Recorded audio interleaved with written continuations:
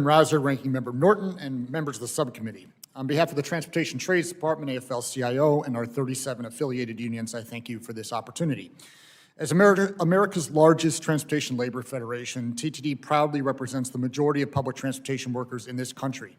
Nobody knows the challenges and opportunities in this industry better than the frontline workers who keep it moving every single day.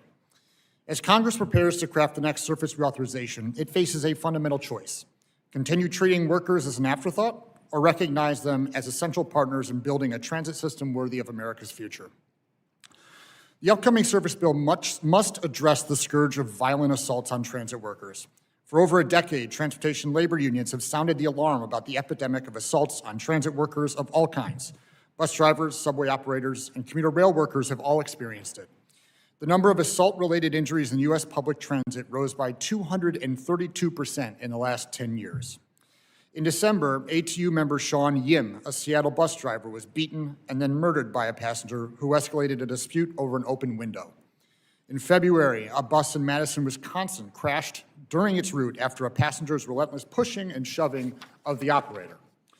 We've made some headway with our allies in Congress, but much work remains to be done. Specifically, transit operators need physical barriers that fully enclose their workstation to protect them, especially from unwanted entry of violent persons, dangerous fluids, or hurled objects. Congress must provide for such infrastructure and apply its oversight authority to encourage the Federal Transit Administration to finally promulgate a rule establishing vehicle safety standards designed to mitigate the threat of assaults. As far as workforce development, to ensure a strong transit workforce for the future, we must also ensure employees receive adequate training and upskilling. We urge Congress to build on existing transit workforce development measures in any service bill.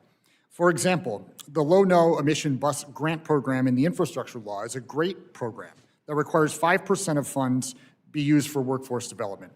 Now that this program has been put to the test, we see that more resources are needed, and we support raising that set aside 10%. Congress must also codify the Transit Workforce Center and ensure that it is funded so that transit systems across the country and their employees have high-quality curricula for training their workers. Congress not only has the power to shape the transit workforce of the future, it also has a central role to play in shaping the future of automation in transit. When drafting the upcoming surface bill, Congress must prioritize public safety by including a clear and enforceable federal framework for autonomous vehicles. Any framework must, 1, require certified operators on board, 2, ensure any agency receiving federal funds submits a comprehensive workforce development plan. And this should ensure that workers are not replaced but retrained, so that these technologies, if they one day prove themselves safe, that the workers have the ability to upscale and be ready to move these systems forward. This is especially urgent as some AV deployments have moved forward with temporary waivers or exemptions from core transit safety rules, which is an unacceptable trend. FTA already has a statutory safety mandate. It must use it to ensure the public dollars fund public goods, not unsafe, unregulated alternatives. Any surface reauthorization bill must also address the fiscal cliffs that many transit agencies across the country are facing. After ridership fell to 20% of pre-pandemic levels during the COVID-19 crisis, Congress rightfully stepped in and provided operational support to keep the doors open.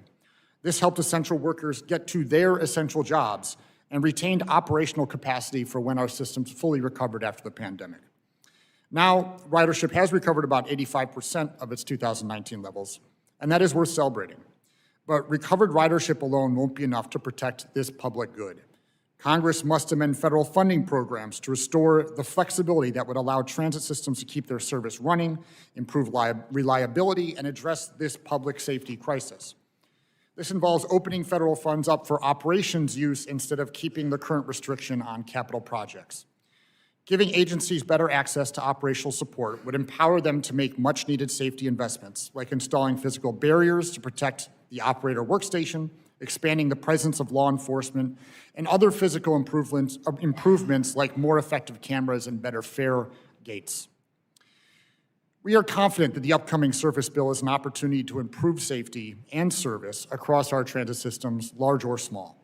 I look forward to working with each of you to address the transit worker assault crisis, operational funding issues, workforce development needs, autonomous technology deployment, and more. Thank you, and I look forward to your questions.